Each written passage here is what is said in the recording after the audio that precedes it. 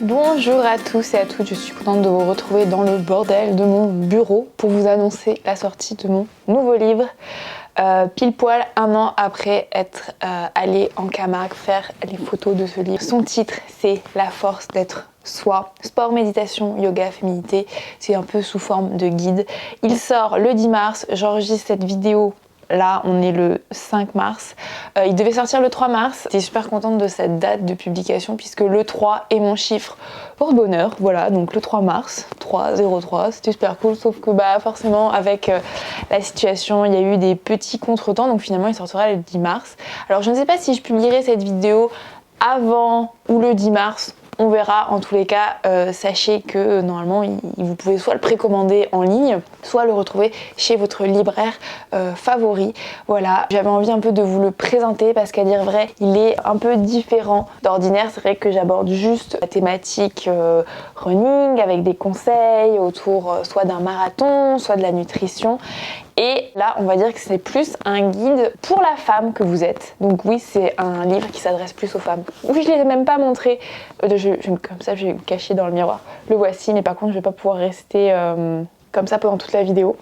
Est-ce que je peux rester comme ça? Ça me fera faire un peu de bras. Non, je rigole. Écoutez, je vais vous lire la présentation que Larousse en a faite. Anne Dumidou transmet dans son nouveau livre cette force d'être pleinement soi qui la pousse au quotidien à se réaliser.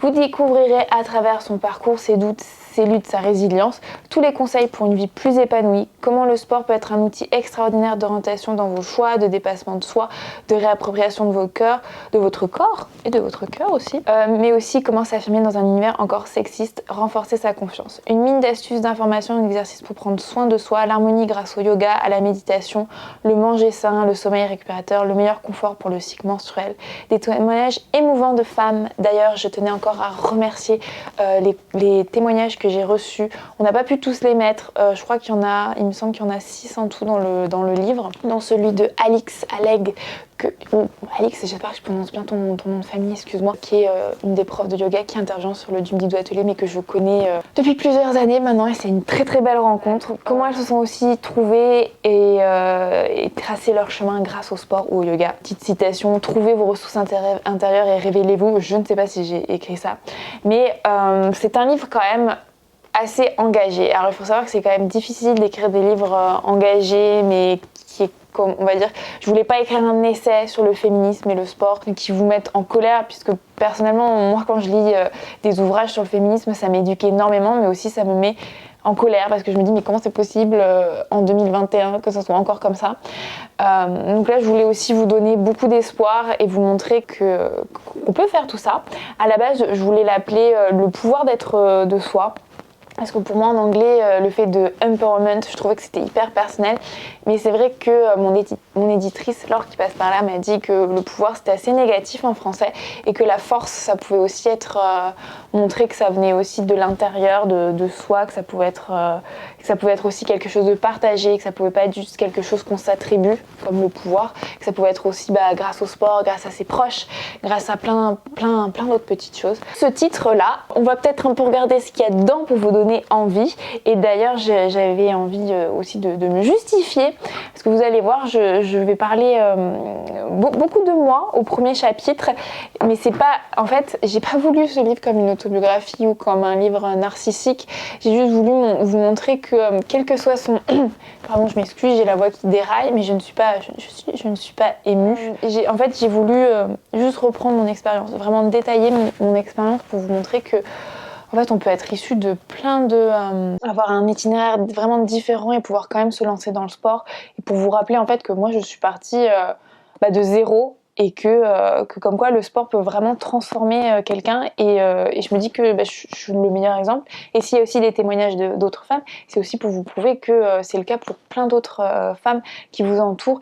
Et je trouve ça tellement dommage en fait que cet outil-là, le sport vraiment, mais en tant que femme, ça soit vraiment plus difficile pour nous de rentrer dans cet univers-là et se réapproprier le sport. Donc justement, le chapitre 1, vous allez voir, j'ai mis des verbes à chaque chapitre parce que je me suis dit que ça pouvait être une vraie trame, une vraie évolution, comme une plante qui pousse, un arbre qui s'épanouit et qui devient solide sur les appuis. Ensuite, donc le chapitre 1, c'est s'éveiller. Le chapitre 2, c'est se chercher. Le chapitre 3, qui est le plus long, c'est s'accomplir. Et je m'excuse, mais en fait, bah oui, parce que s'accomplir, c'est ce qui prend le plus de temps. Et ensuite, le chapitre 4, c'est s'enraciner. Donc c'est juste trouver son équilibre une fois qu'on a tout, qu'on s'est accompli. Et c'est cool de pouvoir le prolonger tout au long de notre vie. Et des fois, c'est pas facile justement de le faire. Donc il fait 255 pages, donc je ne pensais pas avoir écrit autant, parce que je crois qu'à la base on devait faire beaucoup moins. Oh bah tiens, voilà, je suis tombée sur un des témoignages de Amy. Voilà, donc vous allez voir, franchement, je parle de tout. Donc peut-être qu'il faudrait que je vous dise de quoi on parle. Donc dans le chapitre 1, c'est le sport, mon outil de réappropriation, mon outil de changement professionnel et personnel. Donc c'est pas en fait un livre de développement personnel. C'est pas un livre qui va vous dire voilà comment être heureuse grâce au sport. Ce n'est pas un livre qui va te prendre par la peau des fesses et qui va te dire allez maintenant il faut bouger.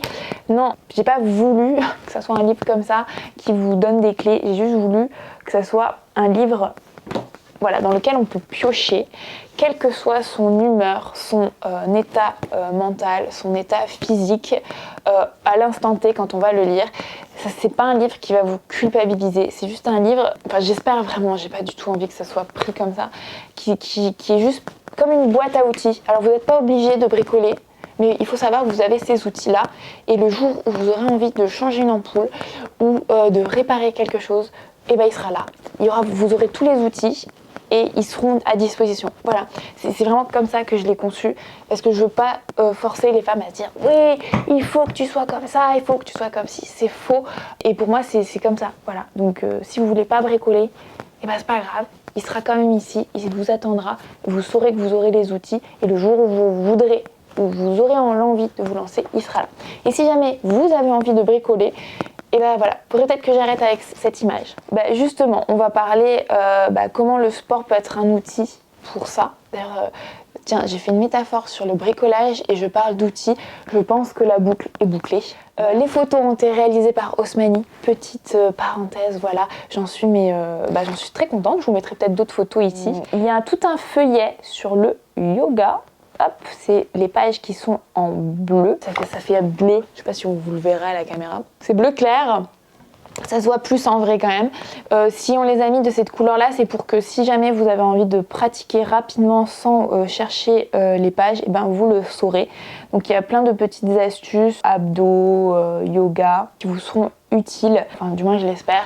Vous avez aussi tout ce qui est conseils, il y a des petits conseils beauté, des conseils sur l'acceptation de son corps. Donc je vous cite, votre corps n'appartient ni à la société, ni à votre famille, ni à votre partenaire. Pardon, je bégaye. Votre corps n'appartient qu'à vous. Donc voilà, on parle vraiment je crois qu'on parle vraiment de tout. On parle de règles, on parle d'alimentation. En fait, c'est important de vous l'expliquer. Toute la phase d'écriture était normalement l'hiver dernier. Donc ça devait être sur janvier, février, mars, avril. Pour une publication, je crois que c'était soit septembre, soit juillet. Donc c'est pour ça qu'on est allé faire les photos en mars de l'année dernière. En mars, j'avais un gros squelette, j'avais pas mal j'avais je crois tout le chapitre 1 qui était rédigé, j'avais déjà les témoignages. Et puis il y a eu le confinement, complètement calé. La machine à écrire, elle n'avançait plus parce que je n'arrivais plus à transmettre, j'arrivais plus à me dire mais à quoi ce livre va servir dans le monde actuel. Est-ce que les gens vont vraiment vouloir prendre soin de soi? Est-ce qu'ils vont avoir l'énergie mentale pour prendre soin de soi? Est-ce qu'ils vont avoir le temps?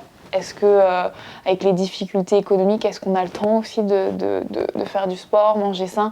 Il n'y a pas d'autres priorités. Et c'est vrai qu'en partant de là, j'ai eu du mal à écrire tout simplement. Et après, l'été est venu, le livre a été reporté, pas annulé, parce qu'il faut savoir que beaucoup de livres ont été annulés à cause des fermetures de librairies. C'est vraiment un contexte assez difficile pour sortir un livre puisqu'on ne peut pas se rassembler. Les librairies sont fermés pendant les confinements. Là, ça sera plus le cas. Donc voilà, excusez-moi pour cette petite discrétion. Voilà. Donc il y a le chapitre 1 sur s'éveiller. Donc c'est vraiment tout autour du sport. Comment le sport est vraiment un outil de réappropriation, mais aussi de changement. Et aussi comment le sport peut être à double tranchant. Je pense qu'on l'aborde pas assez. Comment on peut tomber malade à cause du sport, d'une surpratique, et aussi comment une blessure peut nous changer, peut montrer que le sport, effectivement, ça peut nous apporter du bien comme du mal, mais il ressort toujours beaucoup de bien du sport. C'est pas moi qui vous dirai le contraire avec ma fameuse fracture de fatigue. Et ensuite, il y a se chercher, parce qu'en fait, même si on fait du sport, on peut toujours être plein de doutes. On peut toujours, des fois, se regarder dans le miroir le matin et se dire que on n'est pas content de ce qu'on voit. On peut aussi avoir une grande émulation grâce aux réseaux sociaux. Franchement, moi, les réseaux sociaux, ça a toujours été un moteur, et j'imagine que pour beaucoup de femmes, c'est un moteur pour faire du sport. Et en fait, j'explique, je parle de harcèlement, de critiques sur les réseaux sociaux, donc comment c'est vraiment à double tranchant. Et aussi, on parle forcément du rapport au corps et comment, des fois, on a besoin de lâcher, de se lâcher un peu, de se lâcher la grappe. Et le yoga et la méditation. Et bien sûr, le fait de s'accomplir. Donc, est-ce qu'on a envie de sortir de sa zone de confort ou pas? Est-ce qu'on a envie d'atteindre des objectifs sportifs? Comment faire face à l'univers sportif qui est encore très sexiste? Comment prendre confiance en soi, se préparer mentalement? Il y a beaucoup de pages là-dessus, parce que je trouve que c'est extrêmement important. Dans le sport, on ne valorise pas assez le mental. Et pourtant, franchement, même s'il y a la préparation physique, tout ce qui est mental, c'est extrêmement important. Si on n'a pas l'énergie mentale pour se mettre en tenue et sortir faire du sport, tous les bienfaits du sport, on n'en bénéficie pas. Et des fois, surtout en ce moment, c'est super dur de se motiver. Forcément, j'ai envie de dire, je parle aussi de règles, le syndrome prémenstruel, quelle protection périodique, quel sport, enfin vraiment on parle de ça, on parle de contraception, on parle de couple, on parle de vie un peu intime, de bébé, parce que je trouve que c'était important d'aborder la thématique. Et forcément, on parle abdos et périnée, enfin bon, vous allez voir, ça semble un peu brouillon tout ça, mais ça prend beaucoup de sens, parce que quand j'ai écrit, ça partait un peu dans tous les sens, mais vous inquiétez pas, il y a tout qui est bien recadré. J'essaie de vous garder aussi des petites surprises, de pas tout vous dire quand même. Donc dans le chapitre 4, s'enraciner, forcément, on parle de tout ce qui est plus quotidien, toutes ces petites choses qu'on a du mal à aborder, que ce soit le sommeil, l'alimentation, la vie de couple, les voyages. C'est un peu plus ouvert, on va dire. Si vous vous attendiez à un livre sur le triathlon, je suis désolée. Ce n'est pas quitte à ne pas pousser pour qu'un livre sur le triathlon sorte, mais là, le contexte, il n'y a pas de compétition en ce moment. Le fait que ça soit un sport qui est encore très peu pratiqué, c'est compliqué de convaincre Larousse de se lancer dans le sujet. Mais je suis très contente que Larousse m'ait donné l'opportunité d'écrire un livre beaucoup plus personnel, qui est un livre plus pour les femmes, qui est un livre qui est plus dans la contemplation et dans l'utilité du sport. Là, j'ai voulu juste prendre un pas en arrière et m'adresser juste à la femme avant de m'adresser à la sportive. Et je crois que c'est ça. Et je me dis que c'est aussi important d'avoir cette vision du sport comme épanouissement de soi et pas juste comme un outil pour récolter une médaille. Et c'est vraiment l'objectif de ce livre. Voilà, j'espère vraiment que ce livre vous plaira. J'essaierai de vous mettre, j'aurais essayé de vous mettre des petits aperçus en vidéo, mais j'espère vraiment que vous allez le lire et qu'il vous plaira. Et surtout, n'hésitez pas à me faire vos retours.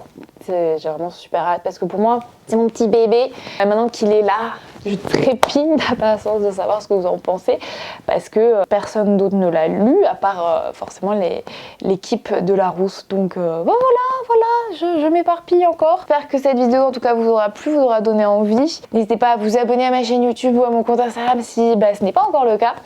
Et moi je vous dis à très vite. Ah là là, je vais aller courir là parce que ça va bientôt être l'heure et il fait tellement beau. Bon allez, je vous laisse. Bye bye.